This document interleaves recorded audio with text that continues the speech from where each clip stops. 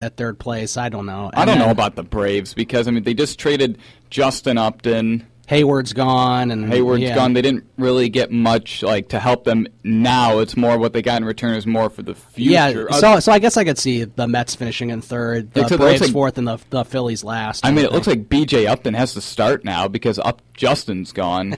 and I mean, he's just pretty bad. For all that money. I mean, I'd rather have Edwin Jackson than B.J. Upton. And then in the NL West, we'll talk about the Central after break. The NL West, as we talked about a little bit, we pretty much have the Dodgers there. The Padres and Giants are pretty close and similar right now, I would say. I just read that even though they've signed Brandon McCarthy and Brett Anderson to fill out those two starters that they wanted to add, I bet they're still not out on Max Scherzer. Right. Yeah, I agree with that. So it's going to be interesting to see what happens, for sure. Yeah, it will be. And, I mean, it'll be interesting to see how much money Max Scherzer will be getting because you have to think the Yankees are out, the Cubs are out, and those two teams are, and most teams already have the rotations set. I mean, obviously Scherzer will improve anyone's rotation except the Giants already have too many starters. I mean, maybe the Dodgers could add him, except they're not going to go and spend $200 million when they're the only ones that can afford him. Yeah, right. That's a good point. I mean, there is a small chance that if he doesn't get even close to the money he wants, I mean, there's probably a small chance the Cubs maybe will check in on him. Except they won't get into a bidding war. Might as well check in. Yeah. I mean, they might go and say, "Here, we'll offer you this money. If you don't want it, goodbye." Right. And Scott Boras will say no, and then when he doesn't get anything close to that, he'll become crying back, and the Cubs are like, "Yeah, well, you can take less now." We'll come back with a hometown breakdown. We'll talk about the Cubs and Sox. Fantasy Fanatics, SportsTownChicago.com. Welcome back to Fantasy Fanatics on SportsTownChicago.com. I'm Ryan Stuprich. And I'm Ryan Risky. All right, final segment here as we talk about the Cubs and White Sox a little more. No more bad talk about the Bears? Right, no more bad talk about the Bears. We're going to have more positive talk now. Yeah, this is positive talk, and we have absolutely nothing positive to say about the Bears. Yeah, exactly. I mean, do you see the Cubs adding anything extra? Because I think we talked about this before. I don't think they're really going to add any huge piece. No, absolutely not. I mean, as Theo said, they're not just spending the money because they want to save it for future contract extensions or maybe when they need to add a piece in free agency. If anything, we'll see the minor league free agent signings with invites to spring training, and then they'll add another outfielder to replace Justin Ruggiano. I mean, Johnny Gomes. They wouldn't have traded Ruggiano if they didn't have something planned to add a Johnny Gomes or maybe another right-handed power outfielder that can come off the bench or can dominate left-handed pitching. Right. David Ross is still an option considering the fact that John Heyman's report was incorrect that he signed with the Padres. David Ross confirmed himself he is not signed with the Padres. So obviously John Lester would love to have him back with the Cubs. So we'll see where that goes from there. I mean, so obviously they could add both of those guys and then maybe add the minor league free agents. So, I mean, obviously there's not really too much left for them to do because, I mean, maybe if they want to make a trade for an outfielder, except they won't do it I can't really think of any notable outfielders they'd want to trade for right now, mostly because any that there are free agents next year and they're just not going to do that. Right. Yeah, so I don't know. It's going to be very exciting for the Cubs. I mean, that's for sure. It's going to be exciting. Right. I mean, and obviously they are trying to win now, except they're not going to go and just spend now and try to win this year. Obviously, they're being smart. Theo's being smart. Obviously, maybe they could sign another bullpen arm. Obviously something to like a small deal because, I mean, they do have a couple holes. I mean, obviously they have Jason Mott, who looks like he's a great bounce-back candidate. Mm-hmm. Hector Rondon, Neil Ramirez, Pedro Strop, those will be probably the four guys that could anchor that rotation. And even if Mott doesn't have the best season, you still got the other three that can anchor that rotation. It looks like Felix Doubront and one of Travis Wooders, Sayushi Wada, those would be the two lefties in the bullpen, which may be why they let Wesley Wright go, even though it was disappointing to see him leave. Right. However, I mean, obviously, Dupont had a nice year last year. He had like a 3.90 ERA with the Cubs, so obviously he could be a good lefty specialist out of the bullpen. Same with one of Wada or Wood, who'll be fighting for spots. One guy that I don't see with the team next year is Edwin Jackson. I've said it multiple times. Oh, yeah, I don't think there's any way that they could keep him. I'm not even sure if he's going to pitch in the MLB next year. Yeah, I mean, if you can't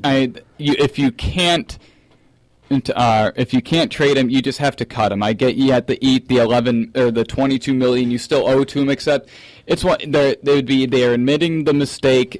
And really by saying that you're cutting Edwin Jackson, you're pretty much telling the guys we're winning now. We're not putting anybody on the field that we think is going to help us give us a better chance to lose than to win. Right, and that sort of leaves Travis Wood in question too.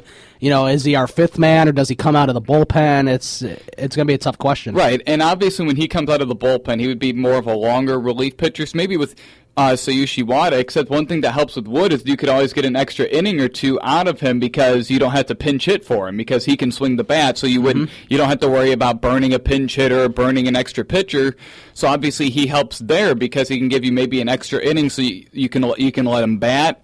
I mean, and he's probably going to be better than most of your pinch hitters except for Sweeney. Right.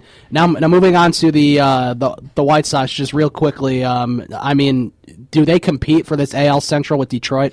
You like to think so, except whenever you think the Sox are going to be good, they're usually not good. Like, remember when they had that That's what we saw last year. Yeah, I mean, remember that they were supposed to be improved, and they took a big dive down. Yeah, I mean, remember the offseason they signed Adam Dunn.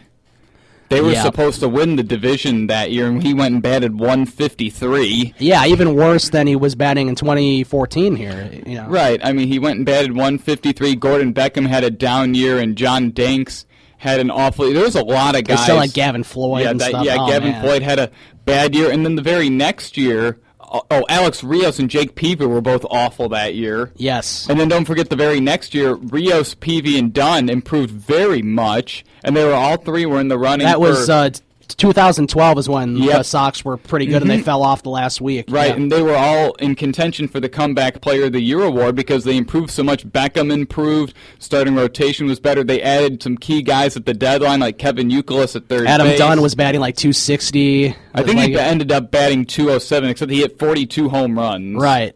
And, I mean, obviously, they almost won the division. And then the next year, everyone thought, they might be pretty good. And then they went 63 and 99. And then people started blaming Rick Hahn, which he did not have a very good offseason that year. However, the White Sox front office had a very good offseason this year, except, I mean, the David Robertson signing is the iffy thing because of how much money they it's a little too much money for a bullpen pitcher. He's a great bullpen pitcher. He's a great solidified setup man or closer type. Except you wonder how long he'll last. He could have he could be bad all 4 years because that's just how bullpen pitchers are. He'll have a good first year, bad second and third year, and an okay fourth year. You just don't know. Bullpen pitchers are the toughest ones to read on multi-year contracts. That's why you don't see them getting shelled the big money. That's why the Yankees opted not to re-sign Robertson. Especially in this day and age, there are even more wild cards in free agency when you're giving them extensions. And here's a key guy for me, too, is Alexi Ramirez. Right. I'm not sure if he's going to have the same year that he's had. Probably not. He tailed off at the end of the year. And obviously, if they're not good, they might end up trading him because they have a lot of young guys waiting in the wings, and Carlos Sanchez, Micah Johnson. Yeah, I think they're saying Carlos Sanchez could be their opening day second baseman. We'll have to see. Yeah, well, I don't know who else it could be unless they want to re-sign Beckham. Yeah, which I don't think they would. Yeah, I don't think you'd trade him for cash considerations and then re-sign him. Yeah, it sort of defeats the purpose there. Yeah, sure. Trade him for cash considerations, re-sign him, and tell him you're the opening day second baseman.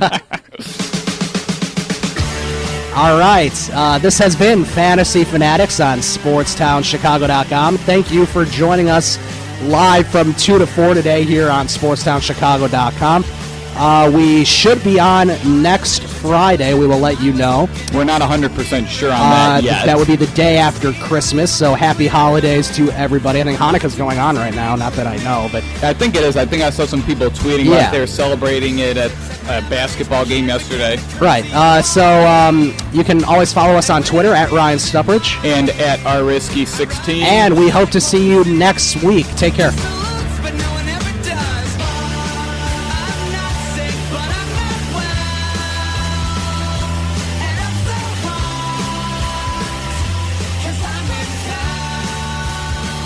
The Fantasy Fanatics Podcast on SportsTownChicago.com.